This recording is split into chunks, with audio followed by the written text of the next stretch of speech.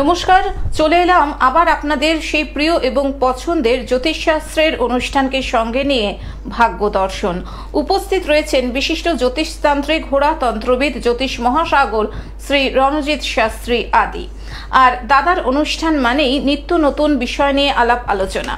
আজকের আলোচ্য বিষয় হচ্ছে ঘরে অবাঞ্ছিত কারণে আমাদের অনেক ধরনের অশান্তি হয়ে থাকে। কেন হয় এই অশান্তি? এছাড়াও গুপ্ত শত্রুতা, কেন এই গুপ্ত শত্রু হয়?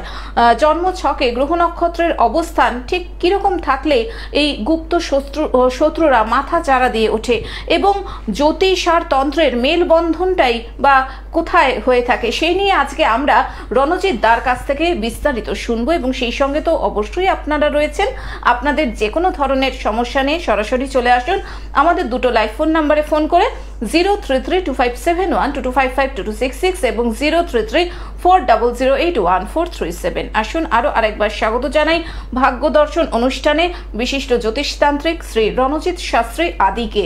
স্বাগত দাদা আরো আরেকবার এই অনুষ্ঠানে। নমস্কার।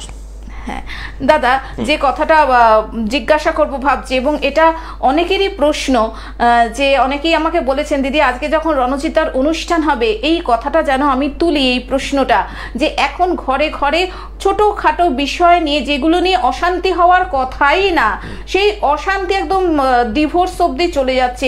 ছোটোখাটো বিষয় কেন এত জটিল আকার ধারণ করছে? এটা জ্যোতিষের আঙ্গিকে আপনি কি বলেন? জ্যোতিষের আঙ্গিকে এটা শুধু যদি জ্যোতিষ প্রশ্ন করা হয় তাহলে জ্যোতিষ মতে তো এই যে অশান্তির মূল কারণ হচ্ছে আমাদের হচ্ছে দেখতে হবে কেতু ষষ্ঠ ভাব আর চতুর্থ ভাব কোথাও কানেকশন আছে কিনা এইটা। কিন্তু এর বাইরেও আমি একটা জিনিস দেখি, সেটা হচ্ছে বাস্তু। আমি বরাবর আমার অনুষ্ঠানে বাস্তু, অ্যাস্ট্রো বাস্তুকে খুব গুরুত্ব দিয়ে এসেছি। কেন?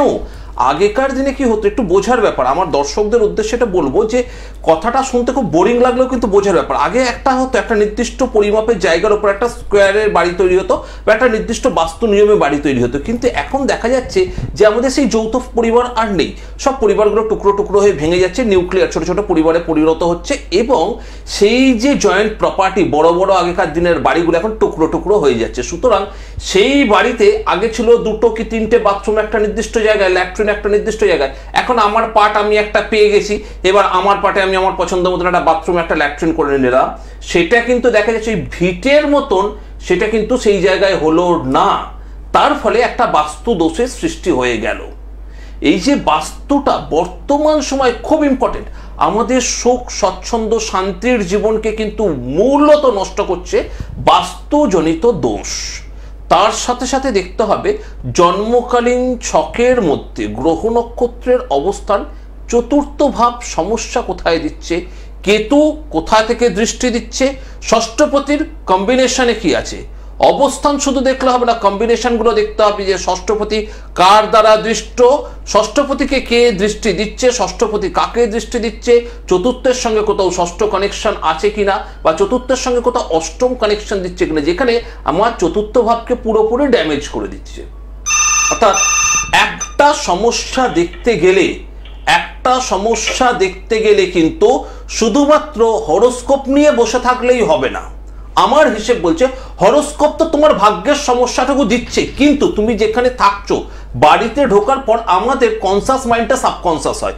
আমাদের বাড়ি ভাঙা হোক, পচা হোক, খুব সুন্দর হোক, যেটাই হোক না কেন, বাড়িতে ঢুকে আমরা একটা রিল্যাক্স ফিল করি, যে ঢুকলাম ওফ বাবা শান্তি, একটু বাজারের ব্যাগটা রাখলাম, কিংবা অফিস থেকে আসার পর ব্যাগটা রাখলাম, কিংবা আমি আমার কাজ থেকে আমার চেম্বার থেকে ফেরার পর ব্যাগটা রেখে চুপ করে সোফায় গিয়ে বসে পড়লাম হাত পা ছড়িয়ে। এই যে জায়গাটা এই যে অবচেতন সাবকনসাস মাইন্ডটা আমাদের অ্যাক্টিভ হয় কিন্তু বাড়িতে। বাস্তুতে যদি দোষ থেকে যায় তাহলে কিন্তু শান্তি সে কিছুতেই পাবে না। যেটা আমি অনুষ্ঠানের আলোচনা করতে করতে ফোন ধরতে আরো বিষয়টাকে বোঝাবো। একজন বন্ধু চলেও এসেছেন ফোনে, আমরা দেখে নিচ্ছি। নমস্কার, স্বাগত জানাই আপনাকে আজকের এই অনুষ্ঠানে। বলুন কে বলছেন? নমস্কার, আমি শুভজিৎ দাস বলছি বাঁকুড়া থেকে। আচ্ছা, আপনি কার সম্পর্কে জানবেন? জন্ম তারিখ, জন্ম তারিখটা বলুন। 15/3/2001। জন্ম সময় 9:27 AM। আচ্ছা, জন্মস্থান বাঁকুড়া। নির্দিষ্ট কোনো প্রশ্ন আছে? শরীর স্বাস্থ্য আর ক্যারিয়ার। আচ্ছা, দাদার অনুষ্ঠান দেখা হয় নিয়মিত? হ্যাঁ, আজকে অনুষ্ঠান দেখেছিলাম দুবার, তো অনেক খুব ভালো লেগেছে। আচ্ছা, ধন্যবাদ ধন্যবাদ, থ্যাংক ইউ ভাই। তোমার জন্মবার ছিল বৃহস্পতিবার? হ্যাঁ, বৃহস্পতিবার। আচ্ছা, তুমি তো ভালো করে জানো যে তোমার বৃশ্চিক রাশি আর তার সাথে বৃষ লগ্ন, তাই তো? বৃষ লগ্ন এবং বৃশ্চিক রাশি। এবার দেখো তোমার লগ্নপতি কোথায় বসে রয়েছে। তোমার লগ্নপতির অবস্থানটা কিন্তু খুব একটা ভালো নয়, এবং তার সাথে সাথে দেখা যাচ্ছে যে লগ্নের সঙ্গে চন্দ্রটা যুক্ত হয়ে রয়েছে। এবার লগ্নের মধ্যে কি বসে রয়েছে, লগ্নের মধ্যে তোমার ভালো করে বুঝতে হবে, বৃষ রাশি, বৃষ লগ্ন বৃশ্চিক রাশি, ঠিক? বৃশ্চিক রাশি জানো তো? হ্যাঁ হ্যাঁ, জানি। এবার দেখো কেন তোমার শরীর ভালো যাচ্ছে না সেটার কারণটাকে আগে খুঁজে নাও। তোমার জন্ম ছকের মধ্যে তুমি দেখবে লগ্নের মধ্যে শনি বসে রয়েছে। তোমার চন্দ্রের মালিককে মঙ্গল, মঙ্গলের শত্রুকে শনি, শত্রু তোমার শরীরের মধ্যে বসে রয়েছে। সেই জন্য শরীর কখনো ভালো যাবে না। গা হাতে ব্যথা, শরীর আড়ষ্ট ভাব, এবং শরীরের কর্মবিরতি, কর্মের প্রতি একটা অলসতা, কাজকর্ম করতে ইচ্ছে পাবে না, এনার্জি পাচ্ছ না, এরকম একটা সমস্যায় ভুগবে। তার সাথে বৃহস্পতির সঙ্গে শনির কম্বিনেশন, লিভার কেন্দ্রিক কিছু সমস্যা থাকবে। জিনিসগুলো কি বুঝতে পারো? এরকম হচ্ছে, তাই তো? প্রথম। দ্বিতীয় প্রশ্ন হচ্ছে তোমার কাজ কারবার, কেরিয়ার। কাজ কারবার কেরিয়ারের মধ্যে তোমার কি আসছে? 7, 8, 9, 10, দশমে বুধ বসে রয়েছে, কিন্তু দশমপতি লগ্নের মধ্যে বসে রয়েছে বৃহস্পতি যুক্ত হয়ে, অর্থাৎ তুমি কাজ কারবার কিছু করতে পারবে না। চাকরি তোমার জন্য শুভ নয়, ব্যবসা করবে, কিন্তু যেহেতু শনিটা বসে রয়েছে তার জন্য মাঝে মাঝে তুমি ব্যবসার চেষ্টা করো বা চাকরির চেষ্টা করো, যেটাই করো না কেন সব হতে গিয়েও হাতের কাছে এসে ফেল করে যাবে, যোগাযোগ কেটে যাবে, কিংবা কোনো রকম ভাবে তুমি কোনো সুযোগ হাতের কাছে এসে হাতছাড়া হয়ে যাচ্ছে, সবকিছু হয়েও যেন হচ্ছে না, একটা জায়গায় আটকে রয়েছে। এইটাই হচ্ছে তো? কেন?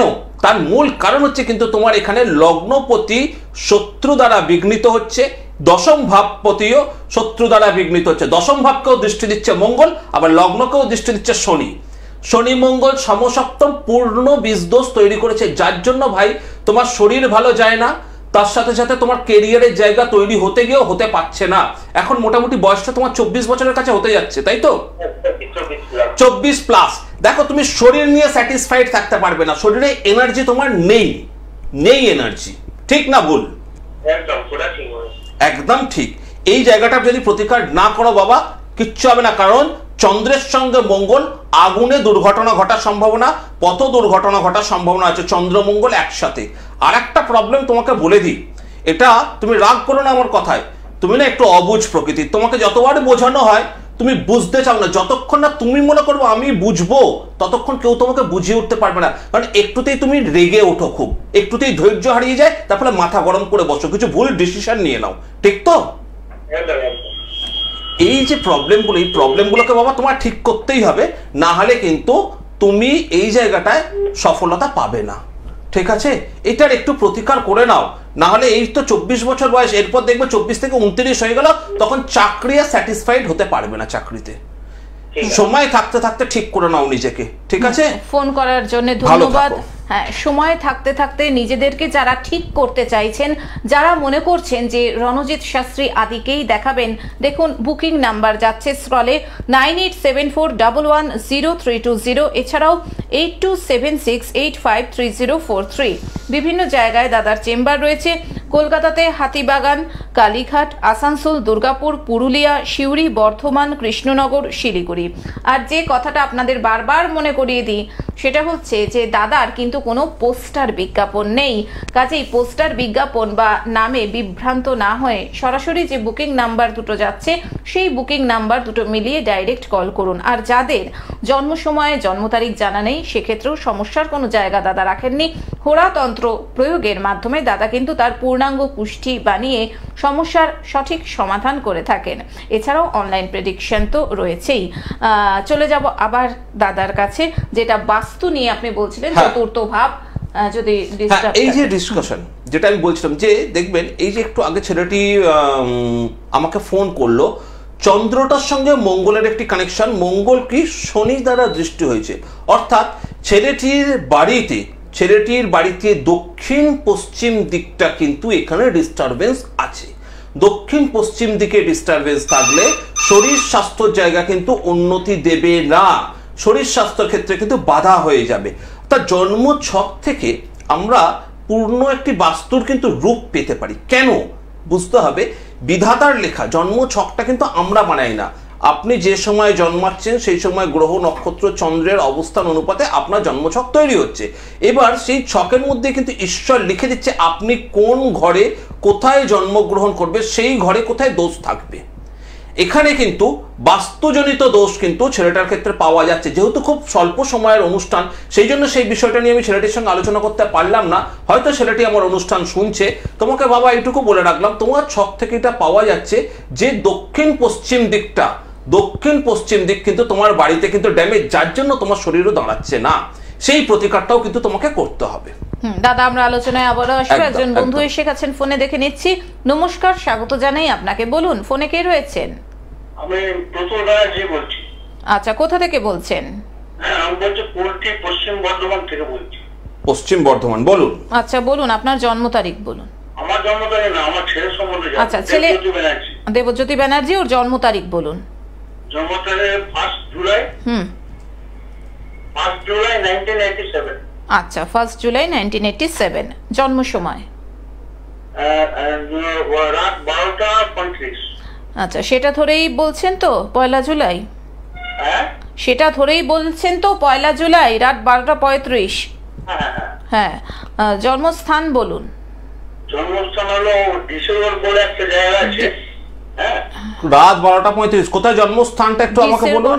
ডিসেরগড়। বর্ধমান। ডিসেরগড়। ডিসেরগড়, আচ্ছা বুঝতে পেরেছি। কারণ আমি আসানসোলে চেম্বার করি তো, সুতরাং কোনো অসুবিধা নেই, জায়গাটা সম্বন্ধে আমি ওয়াকিবহল। ডিসেরগড়, হ্যাঁ, পূর্ব বর্ধমান পড়ছে ওইটা। ছেলের জন্মবার ছিল বুধবার, তাই তো? বুধবার। ছেলের জন্মবার ছিল বুধবার। দেখুন, আপনি জানবেন হয়তো, সেটা হচ্ছে ছেলের সিংহ রাশি, মেষ লগ্ন, জানেন তো? মেষ লগ্ন, সিংহ রাশি। জন্ম ছকে কি দেখা যাচ্ছে? জন্ম ছকে হচ্ছে বুধ বক্রী। বলুন, যে কোনো একটি প্রশ্ন করুন, সেটার উত্তর করেছি। কারণ সিংহ রাশিতে এখনো অব্দি বর্তমানে শনির ঢাইয়া জনিত প্রভাব চলছে। ঢাইয়া প্রভাব চলার ফলে কি হচ্ছে, এই সিংহ রাশি জাতক জাতিকারা প্রচুর আমার সাথে কানেক্টেড হচ্ছে। বেসিক যে প্রবলেম হচ্ছে, হওয়া কাজ হতে গিয়ে হচ্ছে না। কেরিয়ারে প্রমোশন পেতে যাচ্ছে, প্রমোশন আটকে যাচ্ছে। গুপ্ত শত্রু, অবাঞ্ছিত কিছু ঝামেলা, মানে উটকো কিছু সমস্যার সম্মুখীন হতে হচ্ছে ছেলেদেরকে। বা যারা কর্মজগতের সঙ্গে রয়েছে বা কর্মের সঙ্গে যুক্ত হচ্ছে, তাদেরকে এগুলো সমস্যা ফেস করতে হবে। কারণ সিংহ রাশির সময় কিন্তু এখন খুব একটা ভালো নয়। কি বিষয় জানতে চাইছেন সেটা বলুন। বিবাহের সম্বন্ধে জানতে চাইছেন। দেখুন, ছেলের বিবাহের ক্ষেত্রে ছেলের সপ্তমপতি শুক্র, সেই শুক্র অবস্থান করেছে তৃতীয় মঙ্গল যুক্ত হয়ে, অর্থাৎ পঞ্চম সঙ্গে যুক্ত হয়ে। পছন্দ, ছেলে কিন্তু নিজের পছন্দে বিয়ে করবে। ছেলে নিজের পছন্দে বিয়ে করবে, কিন্তু লগ্নের মধ্যে বৃহস্পতির অবস্থান এবং তার সাথে বুধ অর্থাৎ ষষ্ঠপতি অবস্থান হয়েছে। সেই বিবাহ বা সেই পছন্দকে কেন্দ্র করে কিন্তু বাড়িতে একটি অশান্তি হবে আপনাদের সাথে। ঠিক আছে, আপনাদের বিরুদ্ধে, মানে আপনাদের অমতে বা আপনাদের অপছন্দের জায়গা থেকে ছেলের একটি পছন্দ হবে এবং জেদ বশবর্তী হয়ে বিয়ে করবে। কারণ এর কিন্তু চতুর্থে মঙ্গল মাঙ্গলিক এবং লগ্নপতিও যেহেতু চতুর্থে, ছেলের কিন্তু জেদ অত্যন্ত প্রবল। যেটা বলবে সেটাই কিন্তু ছেলে করবে। এবং প্রবল মাঙ্গলিক, চতুর্থে মঙ্গল মানে হচ্ছে চতুর্থ থেকে মাতা, চতুর্থ থেকে বন্ধু বান্ধব, চতুর্থ থেকে নিজের জেদটাকে জাহির করা বোঝায়। আপনার ছেলের ক্ষেত্রে কিন্তু জেদটা প্রবল, মানে ও খুব কুল মাইন্ডেড, যেটা ডিসিশন নেবে সেটাতেই স্টে থাকবে। ঠিক না ভুল? একদম।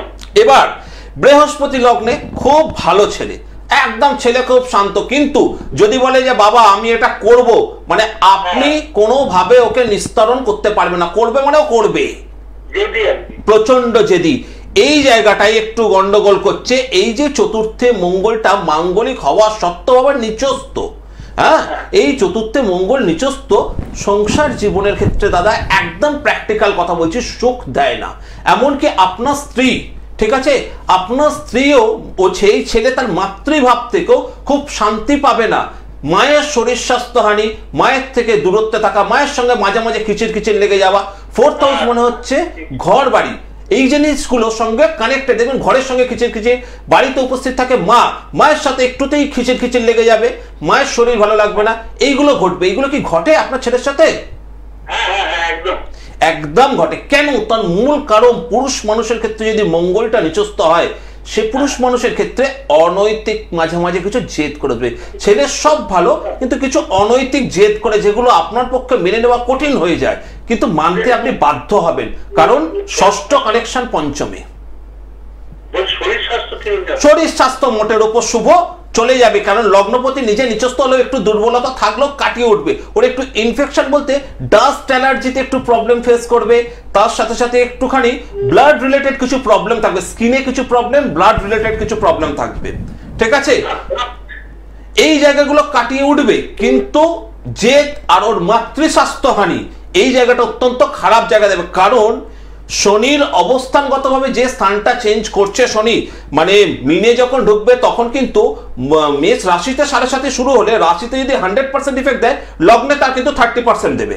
তো 30% ইফেক্টে আপনার ওয়াইফের স্বাস্থ্যহানি এবং আপনার ওয়াইফের সাথে অর্থাৎ মায়ের সাথে ছেলে মাঝে মাঝে খিচির পরিমাণটা বেড়ে যাবে। বাড়িতে একটা উত্তপ্ত পরিস্থিতি হবে, ইগোয়েস্টিক লড়াই, একটা ঠান্ডা লড়াই লেগে থাকবে। এটা কি বুঝতে পারেন? বাড়িতে একটা ঠান্ডা লড়াই লেগে থাকে, মা ছেলের মধ্যে মাঝে মাঝে খিচখিচ হয়। আমি যেটা বলছি আগে সেটা বলতে, একটু মা ছেলের মধ্যে কি খিচখিচের পরিমাণটা আছে? হ্যাঁ। এবার এই বিয়ের যে ব্যাপারটা, বিয়েটা কিন্তু ও ওর জেদ বশবর্তী করবেই করবে, এবং সেখানে কিন্তু একটি ভুল করবে। মঙ্গলটা নিচস্থ তো, জেদে বিয়ে করবে, জেদ জেদ জেদ, বাড়ির সঙ্গে অশান্তি করে জেদে বিয়ে করবে। হ্যাঁ, আরেকবার বলুন। বিবাহের চান্স রয়েছে আসন্ন 1.5 থেকে 2 বছরের মধ্যে, অত্যন্ত প্রবল যোগ বিবাহের, প্রবল যোগ 1.5 থেকে 2 বছরের মধ্যে একদম। মঙ্গলটা নিচস্থ হওয়ায় জেদ বশবর্তী হয়ে বিয়ে করা, এটা রেশারেশিতে বিয়ে হবে, একটা তো প্রবাবিলিটি তা দিচ্ছে, ঠিক আছে? আমি যেগুলো বললাম সেগুলো কি মিলছে আগে সেটা বলুন, তারপর বাকি উত্তরটা আমি করছি আপনাকে। তাহলে একটা কথা ভালো করে বুঝবেন, যদি বর্তমানটা মেলে তাহলে বর্তমান থেকে তো আমরা ভবিষ্যতে যাই, আজকে যেটা হচ্ছে সেটা আগামী কাল ভবিষ্যৎ, ঠিক তো? বর্তমানে যদি সিমটমস গুলো আপনার সাথে মেলে, তাহলে ভবিষ্যতে এই সিমটমসটা মিলতে বাধ্য, ঠিক তো? লজিক, ম্যাথমেটিক্স তো তাই বলে। আমি ম্যাথমেটিক্স হিসেব দিলাম, যেটা সাধারণ মানুষ বুঝে, ঠিক আছে?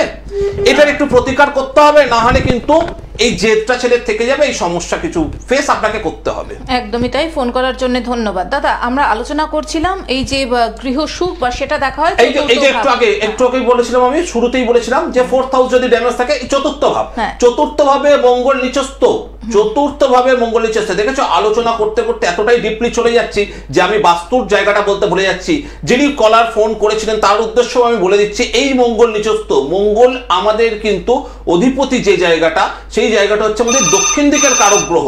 সুতরাং দক্ষিণ দিক, বাড়িতে দক্ষিণ দিক কোনো কারণবশত ডিস্টারবেন্স রয়েছে, দক্ষিণ দিকের মধ্যে দেখা যাচ্ছে যে জলের কল কিংবা দক্ষিণ দিকে রিজার্ভার কিংবা দক্ষিণ দিকে সেপটিক ট্যাঙ্ক, এরকম কিছু একটা জায়গা রয়েছে, বা দক্ষিণ দিকে আবর্জনা স্তূপ, এরকম কিছু থাকলে কিন্তু এই রকম হয়। কারণ 4th হাউস মঙ্গল এখানে চতুর্থে নিচস্থ হওয়ার ফলে জাতক জাতিকাতে যে বাড়িতে বাস করছে তার না, তার সন্তানের উপর প্রভাব পড়ে, এই জাতকের উপরও সেই প্রভাবটা পড়েছে।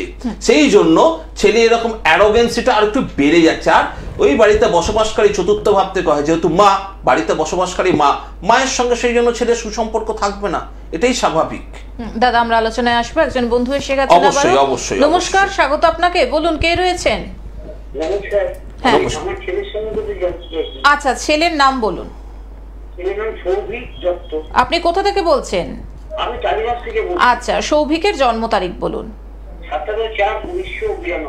17/4/1992। জন্ম সময়?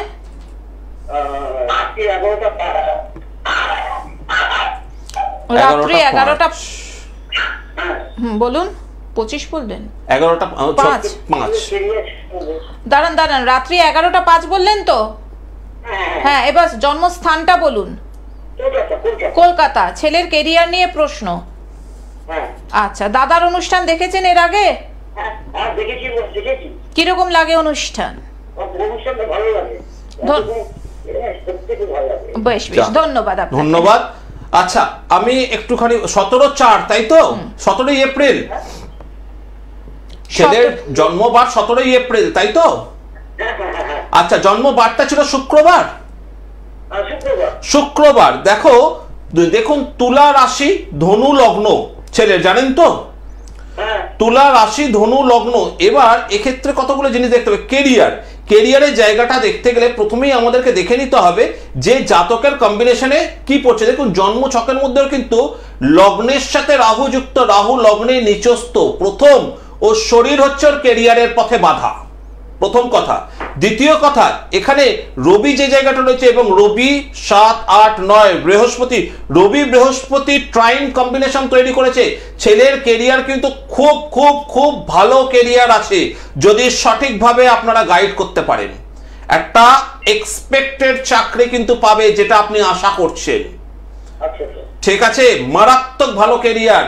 কিন্তু ওর যেহেতু লগ্নের মধ্যে রাহু রয়েছে আর রবিটা চন্দ্র দ্বারা দৃষ্ট হয়ে রয়েছে, সেই জন্য মাঝে মাঝে খুব খামখেয়ালি হয়ে ওঠে আপনার ছেলে। আর শরীরটা ছেলের খুব একটা সাপোর্ট করে না, কারণ লগ্নপতিও রবির ক্ষেত্রে বসে রয়েছে। এটাই হয়তো মাঝে মাঝে ছেলের শরীরটা মাঝে মাঝে ডিস্টার্ব করে। তো কেন? নিচস্থ রাহু, বোঝা গেল? এবং ছেলে যদি সরকারি চাকরি, যেটা টিভির অনুষ্ঠানে আমি বলি না, খুব কম্বিনেশন ভালো না থাকলে বলি না, ছেলে যদি সরকারি চাকরি অ্যাডমিনিস্ট্রেটিভ সেক্টরে চাকরি ট্রাই করে তাহলে সেক্ষেত্রে সাফল্যের পরিমাণ অনেক সুনিশ্চিত করতে পারবে। কারণ রবিও জন্মছকে ভালো, দশমে বৃহস্পতি, একাদশে ওর রয়েছে হচ্ছে চন্দ্র। খুব খুব খুব ভালো জায়গা রয়েছে ছেলের, ঠিক আছে?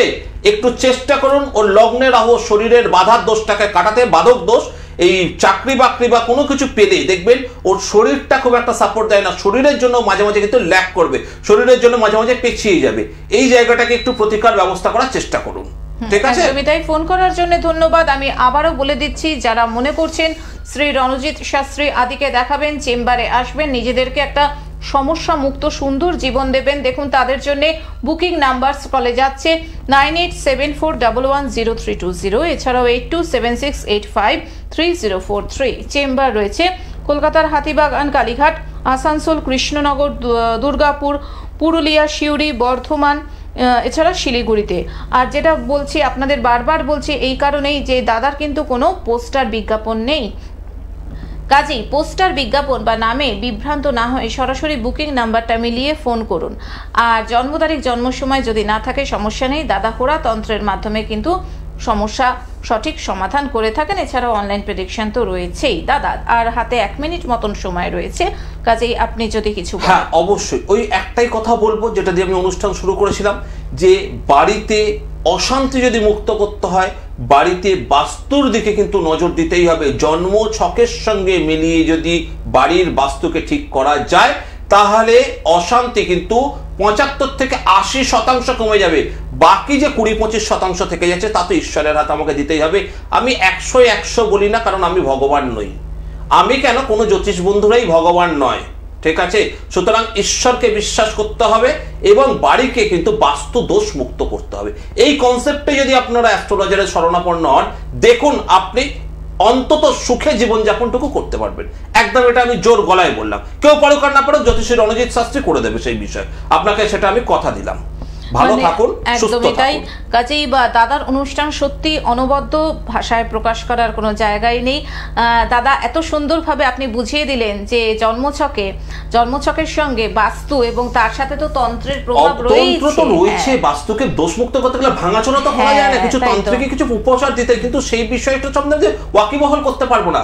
মানুষকে যতক্ষণ না বোঝাতে পারবো যে বাস্তুটা তোমার ডিস্টারবেন্স হচ্ছে, একটা এইটুকু ফ্ল্যাটে থাকছে, সে যে উত্তর দিকে মাথা দিয়ে সরে রয়েছে তার উত্তর দিক সুটেবেলই নয়, দক্ষিণ দিকে মাথা দিতে বলছে। কে একজন আমাকে এসে বুদ্ধি দিয়ে গেল দক্ষিণ দিক তো জমের দুয়ার বলা হয়। আরে বাবা, কেন জমের দুয়ার বলা হচ্ছে তার কারণ তো তুমি জানো না। জমের যে দরজাটা সেটা তো সেই দিকে পড়ছে না। বাস্তুর মধ্যে আমাদের যে ডিগ্রিটা মেপে দেখতে হয় না, এখানে অনেকগুলো ব্যাপার আছে, শুধু মুখে বললে হলো না। উত্তর দিক, দক্ষিণ দিক, পূর্ব দিক, পশ্চিম দিক। সুতরাং কিছু নিয়ম মাফিক কাজটাকে করতে হবে, জন্মছক অনুপাতে, জন্মছকের চতুর্থ ভাব অনুপাতে এটা করতে হবে। একদমই তাই। অসংখ্য ধন্যবাদ রণজিৎ দা আপনাকে, সেই সঙ্গে ধন্যবাদ জানাই সকল দর্শক শ্রোতা বন্ধুকে। আজকে হাতে আর একদমই সময় নেই, দাদাকে নিয়ে আমরা বিদায় নিচ্ছি। চলে আসবো আবার আগামী পর্বে। সুস্থ থাকুন, ভালো থাকুন, আনন্দে থাকুন এবং অপরকেও আনন্দে রাখুন। আসছি, নমস্কার। নমস্কার।